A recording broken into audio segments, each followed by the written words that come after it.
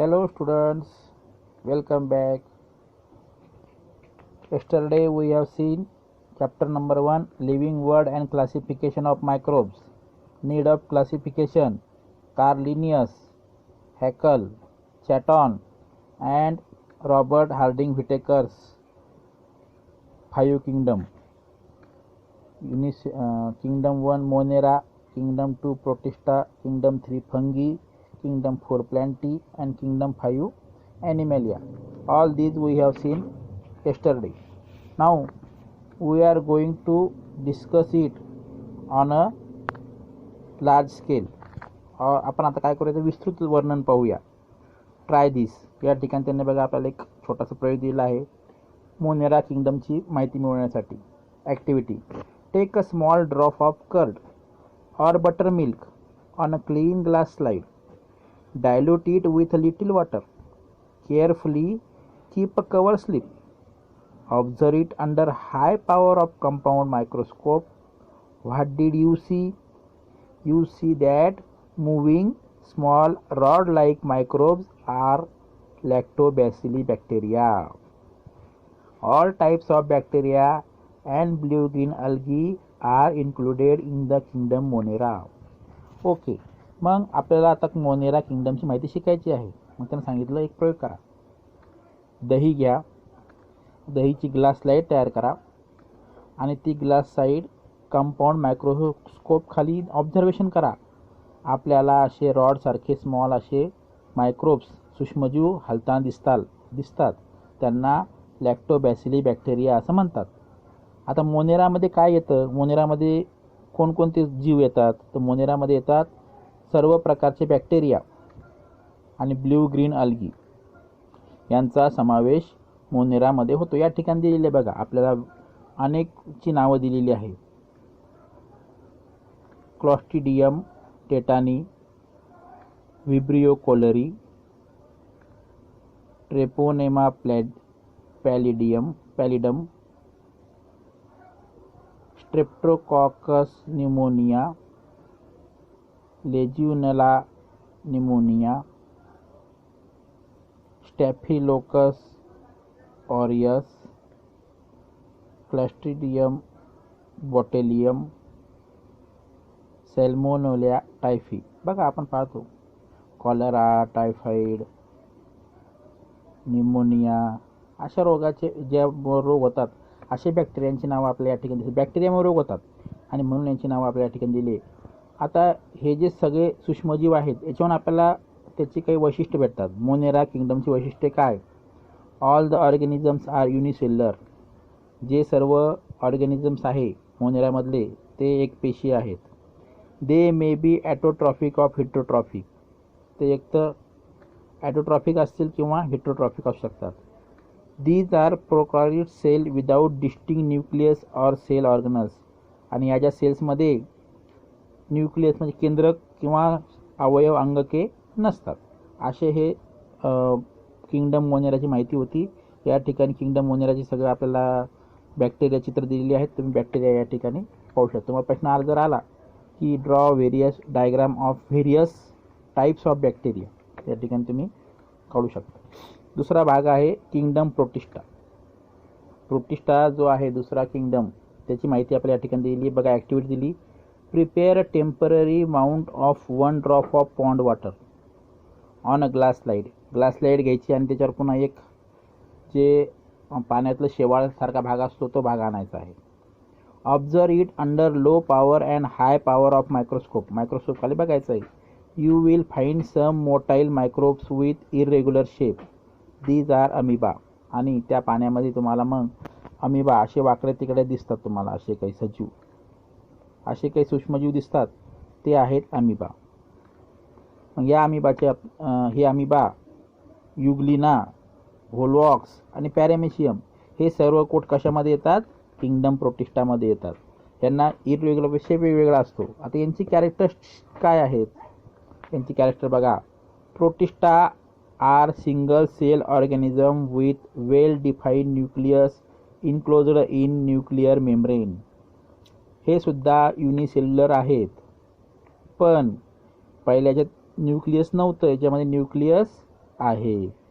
They have pseudopodia और hair like cilia और whip like flagella for locomotion. Locomotion म्हणजे हालचाल. त्यांना आता हालचाल करायची आहे. मग हालचाल करण्यासाठी त्यांना काय असतं बघा, या ठिकाणी जी अमिबा आहे, अमिबाला असतात सुडोपोडिया. काही याला हेअर लाईक सिलिया, इग्लिनाला असे शेपूट, माऊससारखं शेपूट आहे. आणि काही याला whip like flagella for locomotion, केस आहेत हे छोटे छोटे, याचा वापर करून ते आपली हालचाल करतात, लोकोमोशन करतात.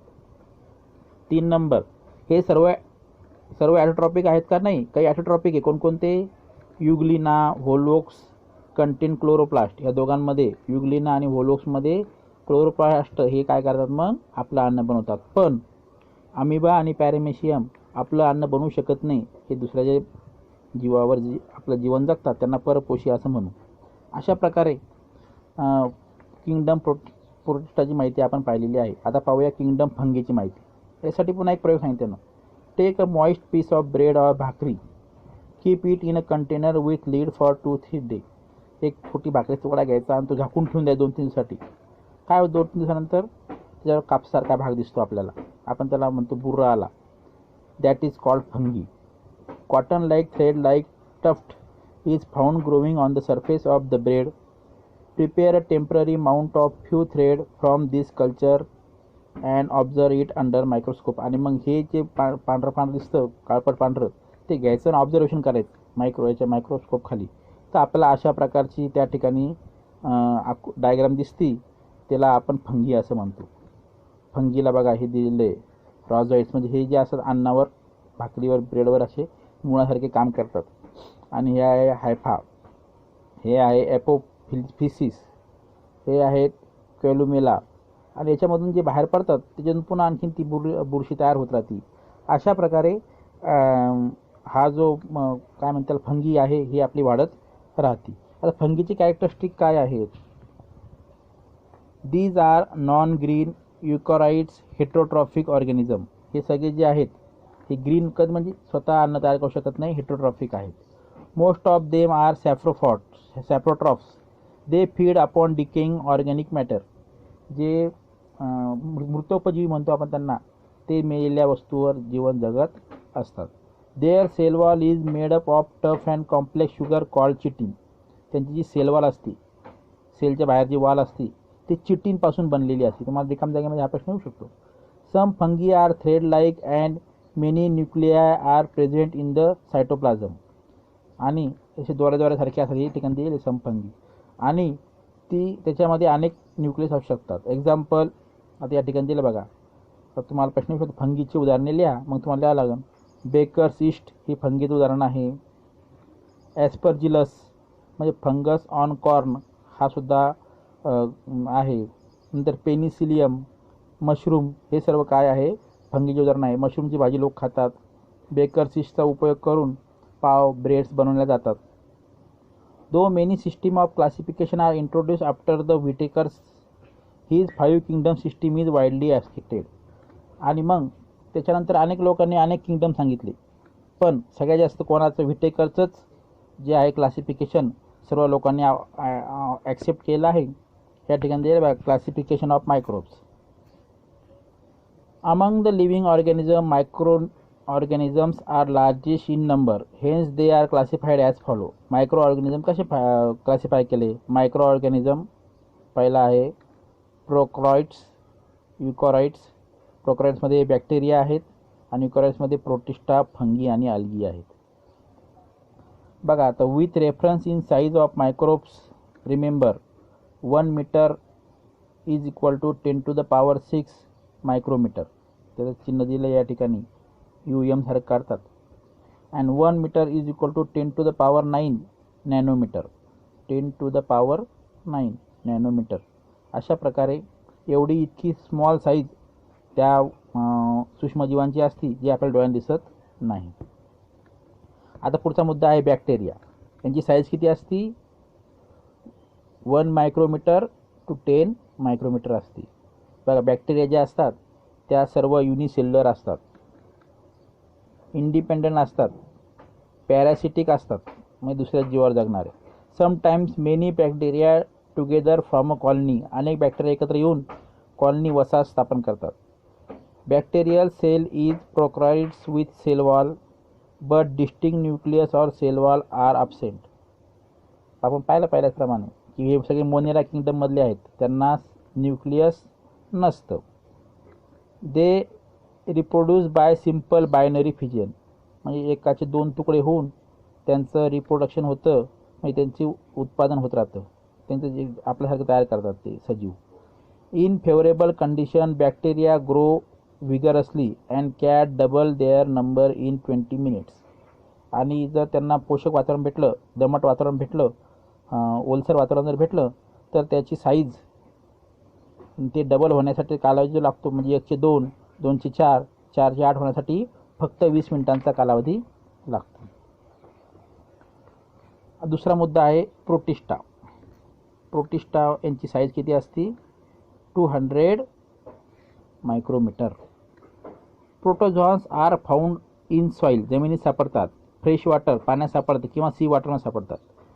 सम are found in the body of other organism and pathogenic. आणि ते रोगजंतू म्हणून सुद्धा दुसऱ्या सजीवांच्या शरीरामध्ये सापडतात. They are also unicellular with eukaryote cell. There is great variation in cell structure, organs of locomotion and modes of nutrition among प्रोटोझॉन्स.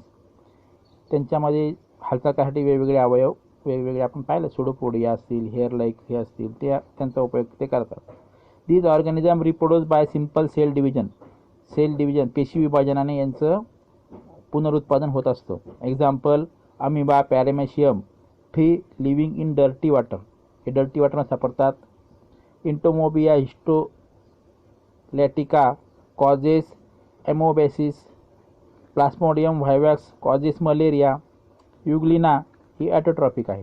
म्हणजे 4-5 प्रोटोझोआंची नावं दिलेली आहेत आणि त्यांची माहिती, त्यांच्यामुळे होणारा रोग किंवा त्याची लक्षणं, वैशिष्ट्ये या ठिकाणी दिलेली आहेत. 3 आहे फंगी. त्यांची साईज किती आहे? 10 micrometer to 100 micrometer. These are found on decaying organic matter and dead bodies of plant and animal. Animal आणि प्लॅन्ट यांच्या डेड बॉडीजमध्ये हे वाढतात. These are eukaryotes organism. Some are unicellular and others are visible with naked eyes. म्हणजे ते multicellular असतात. काही unicellular आहेत, काही मल्टीसेल्युलर आहेत. हे सॅप्रोटॉफिक आहेत, मृतजीवी. Absorb their from decaying organic matter. They reproduce sexually and asexually by cell division or by budding. Example baker yeast, candida, mushroom. त्यांचं पुनरुत्पादन होत असते सेक्शुअली आणि असेक्शुअली, लैंगिक आणि अलैंगिक. 4 नंबर आहे अल्गी, शेवाळ. त्यांची साईज आहे 10 micrometer to 100 micrometer. They are aquatic. हे शेवाळ म्हटलं पाण्यामध्ये असतं. Eukaryotes, unicellular autotrophic organism. Photosynthesis is carried out with the help of chloroplast. आणि क्लोरोप्लास्टचा उपयोग करून त्यांच्यामध्ये काय होतं? फोटोसिंथेसिस होत असतं. Example chlorella and chlamydomonas. Very few species of algae are unicellular. जास्तीत जास्त अल्गी ह्या मल्टीसेल्युलर आहेत, पण काही आहेत unicellular. Most of them are multicellular and visible with naked eyes. आणि आपल्याला ते डोळ्याने दिसून येतात. या ठिकाणी दिले बघा क्लोरेला. नंतर आहे व्हायरस. आपल्याला व्हायरस सगळ्याला माहीतच आहे. व्हायरस आपल्याला सध्या तर खूप प्रसिद्ध झालेला आहे. व्हायरस. याची साईज आहे 10 nanometre to 100 nanometre. Generally virus are not considered as living organism. त्यांना लिव्हिंग म्हणत नाही. Or they are said to be organism at the edge of living and non living. Edge म्हणजे कॉर्नरवर उभे, किनाऱ्यावर उभे, काठावर उभे. लिव्हिंग इकडं, नॉन लिव्हिंग इकडं. समजा हे याच्या इकडं लिव्हिंग आहे, इकडं नॉन लिव्हिंग आहे. या काठावर कोण उभे आहेत? व्हायरस उभे आहेत. मग त्यांना जर वातावरण मिळालं तर जिवंत राहतात. They are studied under microbiology. Viruses are extremely minute. खूप बारीक असतात ते. That is they are 10 to 100 times smaller than bacteria. बॅक्टेरियापेक्षा 10 ते 100 पट लहान. And can be seen only with electron microscope. साध्या मायक्रोस्कोपने दिसत नाही, इलेक्ट्रॉन मायक्रोस्कोपने त्याला पाहावं लागतं. They are found in the form of independent particles. Virus is long molecule of DNA, डीऑक्झी ribo nucleic acid. DNA चा अर्थ. और RNA, रायबो न्यूक्लिक ॲसिड.